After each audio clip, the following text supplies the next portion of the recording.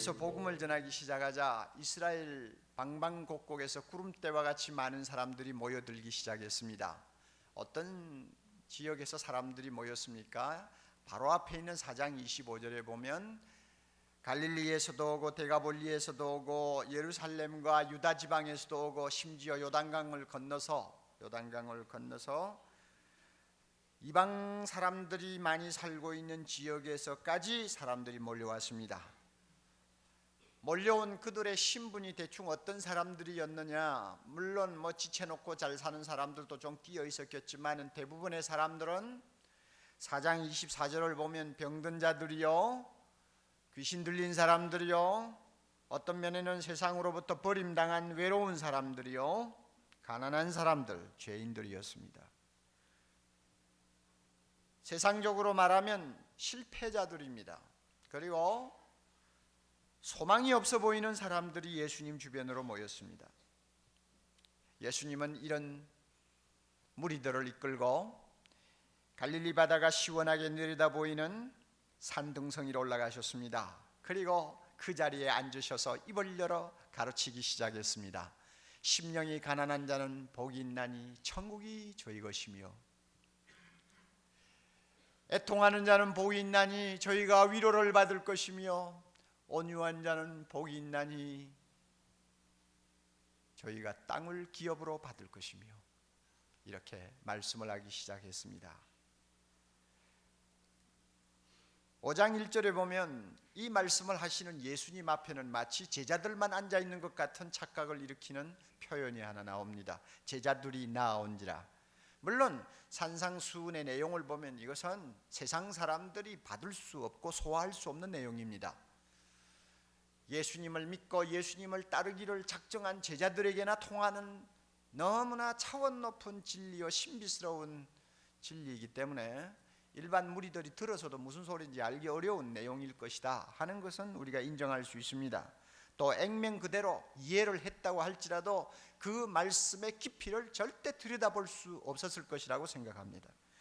그렇다고 해서 예수님이 무리들은 따돌려 놓고 제자들만 상대하여 하신 말씀이라고 하는 것은 이치에 맞지 않습니다. 이 무리들도 언젠가는 예수 믿게 될 것이고 예수 믿으면 그리스도의 제자가 다 될 사람들입니다. 이런 의미에서 예수님은 12제자만이 아니고 하늘의 별들처럼 무수하게 나타날 미래의 제자들을 눈앞에 그리면서 산상수훈의 말씀을 하셨다고 저는 보고 있습니다. 5장 1절에 보면 또 재미있는 말 한마디가 있습니다. 산에 올라가서 앉으셨다고 그랬죠. 산에 올라갔으니까 앉았지, 그렇게 생각하면 간단하죠. 예수님이 산에 올라가서 앉으셨다. 그래, 앉으셨다는 게 어땠다는 거야? 우리가 그렇게 말할 수 있지만은 이것은 가르치는 선생으로서의 예수님의 권위를 나타내는 아주 중요한 말씀입니다. 그러므로 예수님이 산에 가서 앉으셨다 하는 것은 하나님의 아들로서의 권위를 가지고 가르치시기 시작했다 하는 이야기를 이 말씀 속에 담고 있습니다.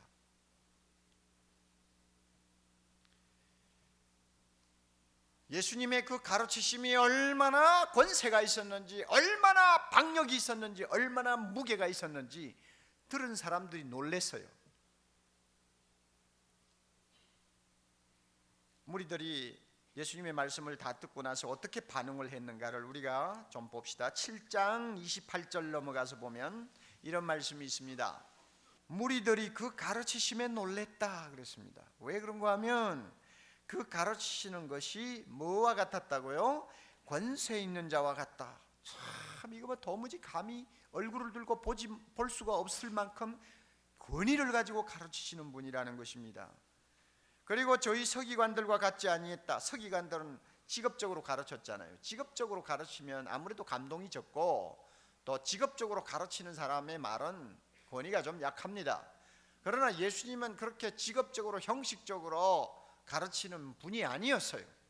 말 한마디 한마디가 사람들의 심금을 울렸습니다. 하늘에서 떨어지는 하나님 자신의 음성으로 사람들의 귀에 들렸단 말이에요. 그러니까 놀랐어요. 앉아서 가르치신 주님의 그 태도에는 이와 같은 권위가 있었습니다. 예수님의 말씀은 권세가 있습니다. 그러므로 우리가 귀담아 들으면요, 마음이 아무리 캄캄한 사람이라도 하늘에서 삐치삐치물 비치는 은혜를 맛보게 될 것입니다. 또 우리의 마음이 굳어서 그 말씀을 잘 받아들일 수 없다 할지라도 그 권위 있는 말씀에 귀를 기울이면 우리 마음의 빗장을 열고 그 말씀이 깊이 들어와서 우리의 마음에 자리를 잡는 것을 여러분이 발견하게 될 것입니다. 이와 같은 은혜가 있기를 바랍니다. 에레미야는 하나님의 말씀을 받은 다음에 그는 이렇게 고백합니다. 내가 주의 말씀을 얻어먹었사오니 막연히 귀로 듣는 거 아니에요. 그 말씀을 먹듯이 마음속 깊이 담았다는 말입니다. 얻어먹었사오니, 그러고 나서 보니까 그 말씀이 내 기쁨이 되었나이다. 그 말씀이 내 마음의 즐거움이 되었나이다. 에레미야 15장 16절에 에레미야가 고백한 그 은혜가 오늘 우리 모두에게 있어야 되겠습니다. 이 성경 본문 보면 복이 있나니 하는 말이 8번 반복되어서 나옵니다. 그래서 팔복이라고 하고 마지막에 한 번 더 그 말이 나오기는 합니다만 주로 일반적으로 구복이라고 하지 않냐고 팔복이라고 합니다. 첫째로 우리가 꼭 명심해야 될 진리가 있습니다. 이 팔복의 말씀은 예수님 자신의 성품이요 동시에 예수님을 따르는 제자들의 성품을 이야기하고 있다는 것입니다. 심령이 가난한 자, 본성하고 관계가 없어요. 물론 사람들 중에는 천성적으로 겸손한 사람도 있고 눈물이 많은 사람도 있고 성격이 부드러운 사람도 있고 의분이 강한 사람도 있습니다. 그러나 주님은 그런 생물학적인 특징을 지금 여기서 논하는 것 아닙니다. 뭐냐 그러면 예수를 믿는 사람은 이러이러한 성품을 갖게 될 것이다 하는 것입니다. 주님의 입장에서 보면 나를 따르는 자는 내가 갖고 있는 성품이 이러한 즉 너희의 성품도 이러해야 하느니라 하는 것을 지금 팔복을 가지고 가르쳐주고 계십니다. 그러므로요, 이 8가지를 개별적으로 떼놓고 생각을 하시면 안 됩니다. 무슨 말씀인가 하면 어떤 사람은 특별히 마음이 온유하다, 또 다른 사람은 심령이 가난하다, 이래서 한 사람 한 사람이 각각 한 가지씩 소유하는 성격으로 보시면 안 된다 그 말입니다. 이 품성은 예수님을 닮아가기를 원하는 한 사람의 온전한 성품을 가리킵니다. 왜냐하면 이 8가지는 예수님 자신의 성품이에요. 그러므로 그 예수님 자신의 성품이 내 것으로 받아들여졌을 때 내 안에서 나타나는 새로운 성품이요 거룩한 성품을 이야기합니다. 팔복이 예수님 자신의 성품을 이야기하는 것이기 때문에 흔히 예수님의 초상화라고 이름을 붙이는 사람도 있습니다. 마치 그런 것 같아요. 팔복을 가만히 읽으면서 그 내용을 음미하면 예수님을 보는 것 같아요. 예수님의 초상화를 우리가 보는 것 같습니다.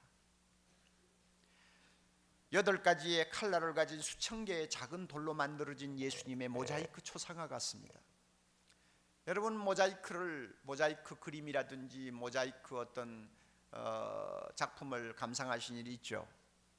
작은 돌들은 여러 가지 색깔을 띠고 있지 않습니까? 파란색, 초록색, 노란색, 흰색 등요.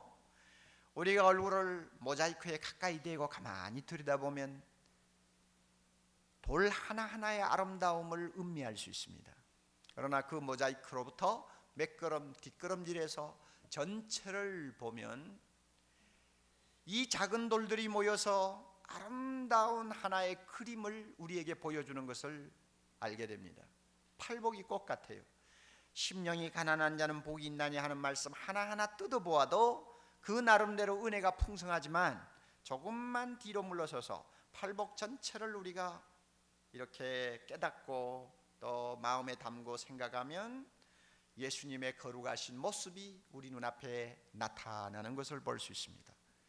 예수님의 그 모습에는 심령의 가난함이 있습니다.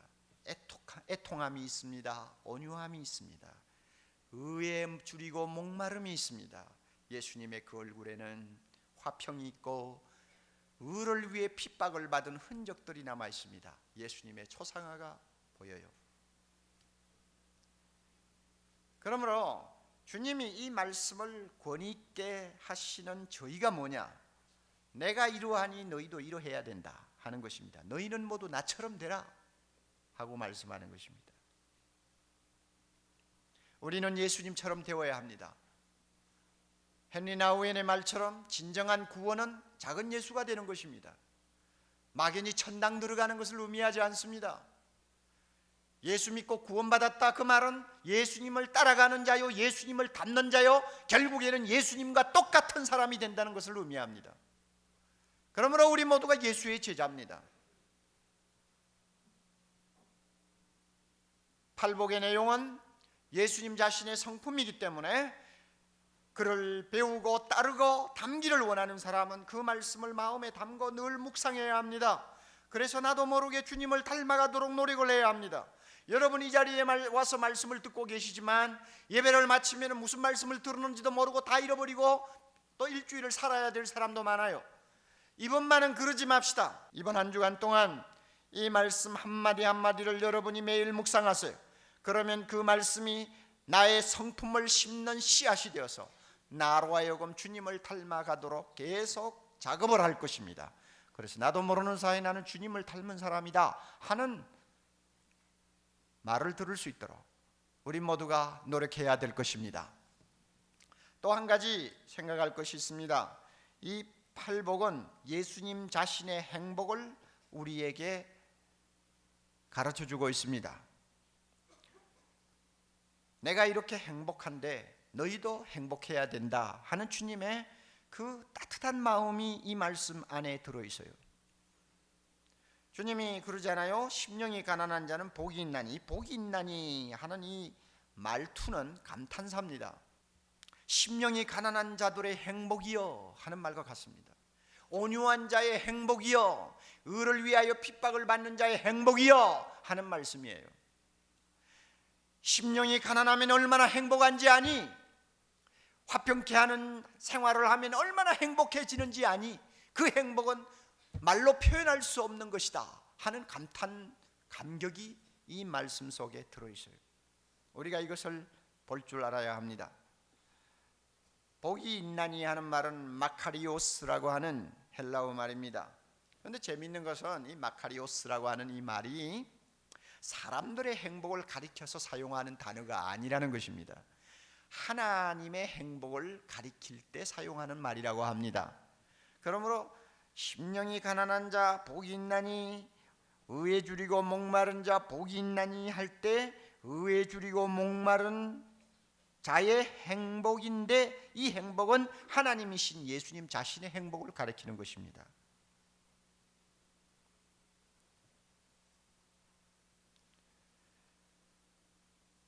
이 말씀을 주님이 우리에게 주시는 저희는 내가 누리는 행복을 너희도 항상 체험하면서 살기를 바란다 하는 주님의 그 심정이 이 말씀 속에 들어있다는 것을 우리가 알아야 합니다. 너희도 나처럼 심령이 가난하면 행복한 자가 될 수 있느니라 하시는 주님의 말씀이, 주님의 속삭임이 이 가운데 있습니다. 너희도 의에 줄이고 목마르면 나처럼 행복할 수 있느니라 하는 말씀을 이 마음속에 담고 있다는 것을 알아야 합니다. 예수님은 세상에 계실 때 너무나 어렵고 고통스러운 생을 살았습니다. 그만큼 가난한 분이 없었고, 그만큼 사람들에게 핍박받은 사람이 없었고, 그만큼 고통을 체험한 사람이 없었습니다마는 그와 같은 고난 속에서도 주님은 잃어버리지 아니한 것이 있었습니다. 그것은 심령의 행복이었어요. 우리가 이 행복을 소유할 수 있다면 세상에서 가장 복된 자가 될 것입니다. 사실 보세요, 그렇지 않아요? 가난함에도 행복하다고 하는 사람의 행복을 누가 앗아가겠어요? 눈물을 흘리고 슬퍼하면서 애통함에도 불구하고 행복하다고 말하는 사람이 있다면 그 행복 누가 빼앗아가겠어요? 이 세상에서는 큰 소리를 쳐야 이깁니다. 온유하면은 손해봅니다. 온유해서 손해를 보면서도 행복하다고 하는 사람이 있다면 그 행복을 누가 빼앗아가겠어요? 못 빼앗아가는 것입니다. 그러므로 이것은요, 예수님이 말씀하는 이 행복은 이 세상의 그 무엇으로도 줄 수가 없고, 이 세상의 그 무엇도 빼앗아갈 수 없는 오직 하나님만이 누리는 행복이에요. 이 행복을 주님이 우리에게 가르쳐 주시는 것입니다.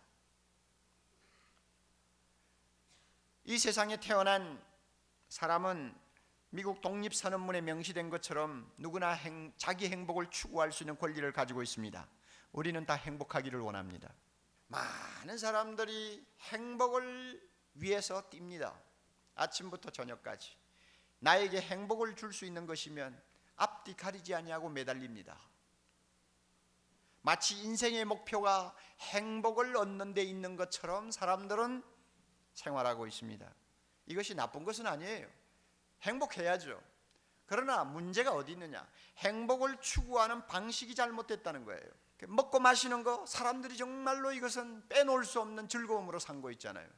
섹스, 하여튼 엄청난가 봐요. 사람들이 그렇게 미치고 환장을 하는 거 보면. 그렇잖아요. 그래서 사람들이 그런 것들을 손에 넣으면, 그런 것들을 내가 원하는 것만큼 소유하고 즐기면 나는 행복해질 수 있다고 생각합니다. 벌써 길을 잘못 든 거예요. 돈이 행복을 갖다 줄 줄을 알고 있습니다. 잘못 들었죠? 명예와 권세가 나에게 행복을 줄 줄 알고 사람들은 아침부터 저녁까지 눈에 불을 쓰고 쫓아다닙니다. 그러나 명예와 권세가 나에게 행복을 줍니까? 행복을 주었다고 대답할 사람은 이 세상에 한 사람도 없습니다. 심지어 솔로몬까지도 대답을 하지 않습니다. 왜냐하면 그것들이 행복을 주지 않기 때문입니다. 여러분 잘 기억하세요. 죄는 우리의 눈을 가립니다. 그리고 우리를 속입니다. 죄는요, 행복을 줍니다. 그 행복은 일시적인 거예요. 행복을 줍니다. 죄에 끌려가면요, 일시적으로는 굉장히 만족스럽고 행복해집니다. 섹스를 추구하든지, 아니면은 뭐 돈을 추구하든지, 아니면은 어떤 무엇을 추구하든 간에 죄는 우리를 잠깐 행복하게 만듭니다. 그래서 사람들이 속아 넘어가는 거예요. 그 속임수에 빠지는 거예요. 그러나 우리가 확실히 알고 있어야 합니다. 모두가 거짓이요, 쾌락도 우리에게 행복을 주지 못합니다. 재물도 행복을 주지 못합니다. 명예나 권력도 행복을 가져다 주지 못합니다. 그 모든 것은 결국은 전도서가 선언한 것처럼 헛되다로 귀착된다는 것을 잊어서는 안 됩니다.